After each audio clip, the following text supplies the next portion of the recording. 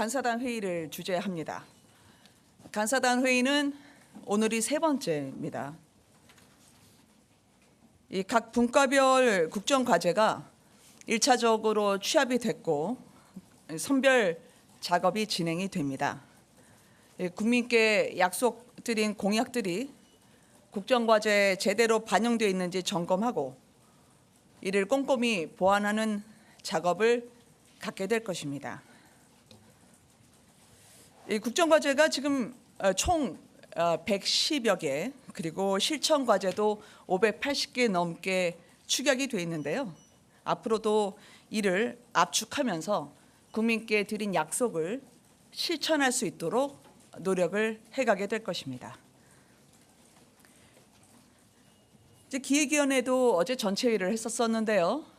기획위원회 설치도 국민께 전해드렸던 공약을 제대로 저희가 국정과제에 반영할 수 있을지 서로 소통을 강화하는 취지에서 시작이 됐었습니다. 오늘 간사단 또한 이 같은 약속을 지키기 위한 행보로 해석해 주시면 감사하겠고요. 지난 4.3 참석과 함께 국무총리 인선까지 윤석열 당선인이 국민께 드렸던 그 말씀을 이행하는 과정으로 받아들여 주시면 감사하겠습니다. 예, 자 브리핑을 일단 일정을 말씀을 드렸고요. 질문을 해주시면 받도록 하겠습니다. 네, 마이크 부탁드릴게요. 네, 천칠부 이승현입니다. 네, 안녕하세요. 대변인님 오늘 이슈가 네. 대변인님의 거취 문제가 아닐까 생각을 하는데요. 네. 결정하셨을 것 같은데 어떻게 네. 결정하셨는지 여쭤보고 싶고 네네. 또 그러면 후임으로 대변인 지금 누가 준비되어 네. 계시는지 또 당선인은 뭐라고 말씀해 주셨는지 좀 듣고 싶습니다. 일단 지금 오늘은 윤석열 당선인의 일정과 그리고 현재의 아젠다에 대해서 여쭤주시면 그것부터 먼저 답변을 해드리는 게 제가 순서일 것 같습니다. 네, 마이크 주시겠어요? 네, 안녕하세요. OBS 김용재입니다. 네. 그 물가가 10년여 만에 한 4%대 인상했는데 가전제품 가격이 오르면서 이제 소비자 부담도 커지고 있습니다. 추경 진행하면 물가 상승 압력이 더 높아질 것이라는 관측도 나오고 있는데 어떤 대응책이 있을지 궁금합니다. 네. 문재인 정부 문재인 대통령 지난 5년 동안에 보면 국가 채무 같은 경우에도 제가 볼 때는 400조 정도 이상 늘어난 것으로 알고 있습니다. 이에 따르는 물가의 연동 인상이 있었는지에 대해서는 함께 점검해 보는 게 필요하겠다라고 말씀을 드리고요. 새 정부가 출범한 다음에는 아무래도 많은 국민들이 힘든 상황을 감안해서 저희가 여러 국민들께 힘을 드리는 조치를 시행할 텐데 이것이 물가 상승 혹은 금리와 연동돼서 추가적으로 국민 여러분들의 민생을 해결하는 데 어떤 변수가 있을지 저희가 체크하고 점검해 가도록 하겠습니다. 네, 예, 질문 주시죠. 네, 저 뷰스의 뉴스 김하빈입니다. 네, 안녕하세요. 이번에 북한 김여정 부부장이 남한이 선제 타격을 운운하면 핵무력으로 전멸시키겠다는 좀 강력한 도발을 내놨는데 이게 일각에서는 윤 당선인을 겨냥한 발언이라고 하거든요. 네. 이 부분 관련해서 답변 주시면 감사하겠습니다. 아마 킬 체인으로 불렸던 삼축 체계에 대해서는 문재인 정부의 국방백서에도 나와 있을 뿐만 아니라 선제 타격도 전 세계 유엔을 포함해서 예방적 차원이 아닌 선제적 위협이 상존하고 있을 때 취할 수 있는 조치로 받아들여지고 있는 것 중에 하나입니다. 그런데 이 발언은 서 국방부 장관이 이야기한 다음에 나왔죠. 그리고 서 국방부 장관은 현재 정부에 소속되어 있는 분이기도 합니다. 따라서 앞으로 북한에서의 도발 그리고 안보 위협에 대해서는 한치 오차 없이 저희가 임해 나갈 것임을 말씀드리고요.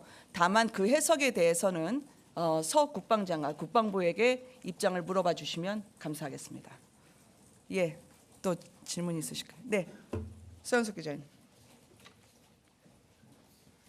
안녕하세요. 연합뉴스TV 서영석입니다. 역대 여러 정부에서 책임 네. 총리, 책임 장관을 이야기 많이 하셨는데 네, 당선인이 말하는 책임 총리, 책임 장관과는 어떻게 무엇이 더 다른지 말씀 부탁드립니다.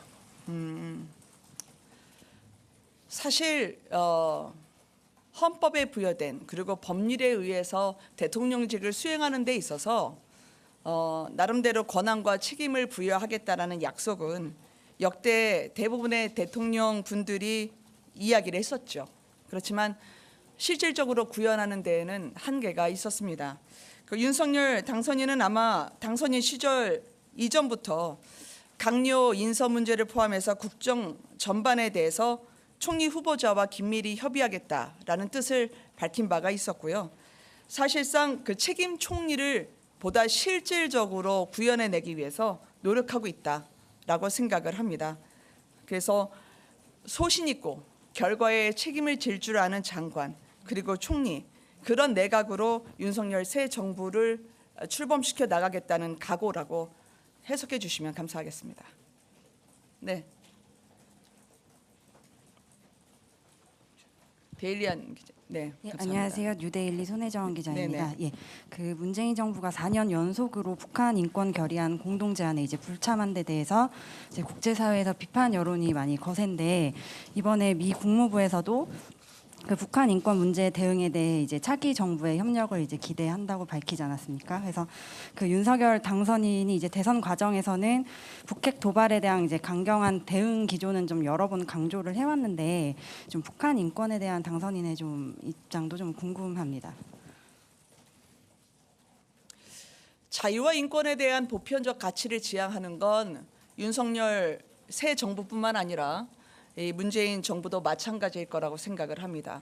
구체적으로 유엔 인권 결의안과 관련해서 현 정부의 조치에 대해서 저희가 언급을 하기보다는 이 북한의 앞으로의 추가 도발이 그리고 북한의 안보 위협이 더 이상 국민들께 불안을 끼쳐드리는 일이 없도록 저희가 한미 동맹을 포함한 긴밀한 구축 체계를 가져나갈 것이다라고 말씀을 드리고요.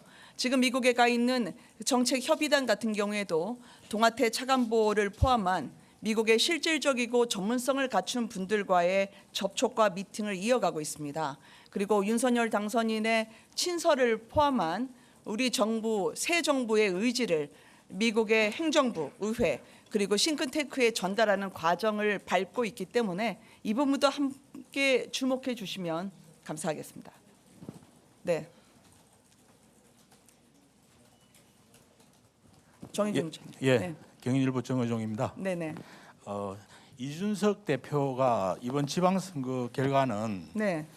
윤석열 정부 초반 승패를 가르는 분수령이 될 거다. 네. 그렇게 얘기를 했는데 네. 윤 당선인은 이에 대해 어떤 생각을 가지고 계시고 또 지난 대선에서 경기도에서 정권 교체를 했음에도 불구하고 5%포인트 차로 패배를 했습니다. 네네. 그 이에 대한 어떤 좀 만회할 어떤 카드를 가지고 있는지 당선인의 어떤 견해를 좀 한번 설명을 듣고 싶습니다. 네. 뭐 지방선거와 관련해서는요. 당선인 이전에 국민의힘 내에서 어떻게 임하고 또 현재 상황을 점검하면서 어떻게 대책을 세워야 될 것인지 심도 깊은 논의를 하고 있는 것으로 알고 있습니다. 그 같은 다양한 의견에 대해서는 윤석열 당선인이 다각도로 듣고 계시다라고 말씀을 드리고요. 그리고 지방선거에 대해서는 앞으로 추후에도 제가 이따 말씀을 드리겠지만 당에서 또한 여러분들께 전해드릴 계기가 있을 거라고 생각합니다. 네. 마이크로 부탁드립니다. 예, 국민일보 이상원입니다. 네, 제가 어제 이상원 일부 언론 보도에서 그 한덕수 국무총리 후보자께서 4년 4개월 동안 18억 정도의 이제 고문으로 재직하면서 급여를 받았다는 보도가 나왔는데 일부에서는 이제 국민 눈높이와 좀 맞지 않다 이런 지적들이 나오고 있는데 여기에 대한 당선인님의 입장이 궁금합니다. 이상원 기자님의 그 질문하신 것과 마찬가지로 일부 국민 눈높이에 맞지 않는 부분이 있다라는 점도 저희가 아마 인지하고 있었던 것 같고요. 그럼에도 불구하고 현재의 난국을 타개할 수 있는 그래서 보다 국민 여러분들께 실질적인 보탬이 될 수 있는 역량과 경륜과 지혜로 이 국정을 새롭게 끌고 갈 수 있는 그런 총리 후보자 적임자로 내정을 했음을 발표를 했음을 저희가 알려드립니다. 그리고 자세하게 앞으로 인사청문회 과정뿐만 아니라 총리 후보자의 이 부분에 대한 국민께 드리는 말씀도 이어지고 있다고 저는 알고 있습니다. 예, 한 두세 분 정도만 더 해도 될까요? 예, 전달해 주시죠. 네, SBS 김영래입니다. 네, 안녕하세요. 지금 이제 인선 작업 계속 진행 중인데 네. 내각 말고 대통령 비서실에 대해서도 좀 관심이 많아지고 있는데 가장 네. 이제 중요한 인사가 대통령 비서실장일 것 같은데 예. 어떤 기조로 인사를 하고 언제쯤 좀 윤곽이 드러날지 네. 설명 부탁드리겠습니다. 비서실장 인선과 관련해서도 오늘 조간인 보도를 통해서 제가 좀 접해본 바가 있었습니다. 그러니까 뭐 실무형 경제통 그 같은 그 조건이 있었던 걸로 알고 있는데요. 근데 그렇게까지 아직 범위를 좁혀서 한정될 문제는 아니라고 생각을 합니다. 그래서 대통령실도 앞으로 저희가 내각, 장관급 그리고 차관급 그래서 비서관급 인선까지 연이어 단행이 될 수 있는데 그때까지는 폭넓게 의견을 들으면서 검토하는 과정을 거칠 것이다. 그렇게 말씀을 드리겠습니다. 네, 두 분만 네 마이크 부탁드립니다. 네, 안녕하세요. MBN 박자은입니다. 네. 아까 거취 표명에 대한 이야기를 이제 네. 브리핑 마무리여서 다시 네. 한번 좀 부탁드릴 수 있을까요? 네, 일단 당선인님과 관련해서 그러면 한 좀 더 저희가 질문을 받고 나서 진행하도록 하겠습니다. 부산일보 이은철입니다. 네, 안녕하세요. 내일 그 당선인 주제 시도지사 간담회가 있는 걸로 알고 있는데 네. 좀 어떤 내용들이 논의될지 말씀해 주시면 좋을 것 같습니다. 저희가 그 일정에 대한 발표는 당일날 하는 것을 원칙으로 하고 있습니다. 그리고 그 각 지방자치단체별로 그동안의 지역 현안 그리고 공약을 점검하면서 이거를 국정과제로 이어가는 과정은 공식적으로 또 비공식적으로 이어져 왔습니다. 그리고 구체적인 말씀은 내일 다시 전해드리도록 하겠습니다. 예, 세수 기자님이랑 저 뒤에 계속 말씀 주셨는데, 네, 네, 뉴스원 유세슬입니다. 네, 일단 어제 청와대에서 그 국무회의에 집무실 이전비 상정하는 게 어쨌든 추진을 하다가 보류가 됐는데 안보 공백 우려였거든요. 네. 그거에 대해서 당선인 측의 입장 하나 궁금하고요. 네, 그리고 또 하나는 일부 언론 보도에서 당선인 측 핵심 관계자 발로 네, 청와대가 이전 비용 496억 전체가 아니라 일부만 상정을 네. 추진하는 것에 대해서 이건 받아들일 수 없다. 집무실 이전을 계속 방해하는 거다라는 게 당선인 측의 핵심 관계자 발로 나와서 네. 여기에 대한 입장 부탁드립니다. 그 용산 이전의 예비비 관련해서는 내일 임시국무회의를 소집해서 처리하는 것으로 전해 들었습니다. 아마 협조가 잘 이루어질 것이라고 믿고요. 그리고 실무적으로 시간이 좀 걸렸다고 들었습니다. 그래서 오늘 국무회의가 아닌 내일 임시국무회의로요. 내일이나 내일 모레 금명간 이루어질 수 있겠죠. 내일이나 내일 모레면 정확하게 금명간이라 표현하기 어렵습니다. 원만하게 잘 협의해 나가고 있고요. 그리고 청와대 즉 문재인 대통령과 윤석열 당선인의 만찬 이후에 큰 틀에서의 협조는 제대로 이루어지고 있다. 그렇게 믿고 있다 말씀드립니다. 큰 우려 안 하셔도 될 것 같다고 생각합니다. 네. 네.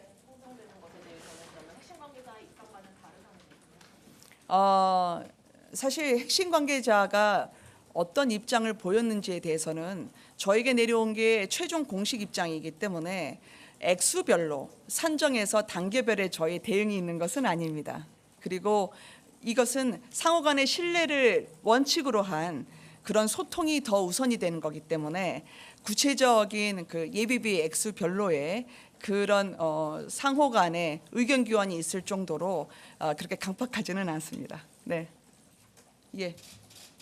프레시안 박재훈입니다. 네, 안녕하세요. 그 일부 보도에 따르면 당선인께서 김태흠 의원에게 전화를 드려서 네. 좀 당선인께서 국민의힘 김태흠 의원에게 전화를 드려서 네네. 충남지사 설마를 좀 설득하셨다는 보도가 있는데 네네. 물론 그 대통령의 통치행위가 고도의 정치행위인 건 맞는데 음. 좀 뭔가 좀 그 그 지방선거의 이제 어떤 방향이나 이런 거는 좀 거리를 두셔야 되는 부분인데 혹시 어떤 좀 너무 정치적으로 해석되는 게 아닌지. 그러시구나. 그리고 이제 혹시 이제 대변인의 어떤 거치에 대한 입장 표명이 있으셨다면 네. 그것도 이제 같은 해석이 나올 수 있는데 그 부분에 대해서 좀 설명을 김태흠 의원님 건에 대해서는 제가 그때 듣기로는 그 당의 중진분들을 만나는 과정에서 이게 충남 지방선거를 고민하시는 분들이 적지 않았고 그 상황에 대해서요. 그래서 그 과정에서 나온 것으로 알고 있습니다. 그리고 지방선거는 당이 치르는 것입니다.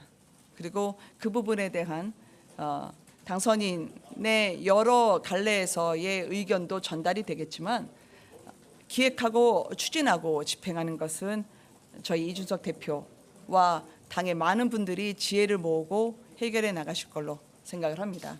그리고 끝으로 이제 제 신상 문제에 대해서 말씀을 드려야 될 것 같습니다. 오늘 이 브리핑은 당선인 대변인으로서는 마지막 브리핑입니다.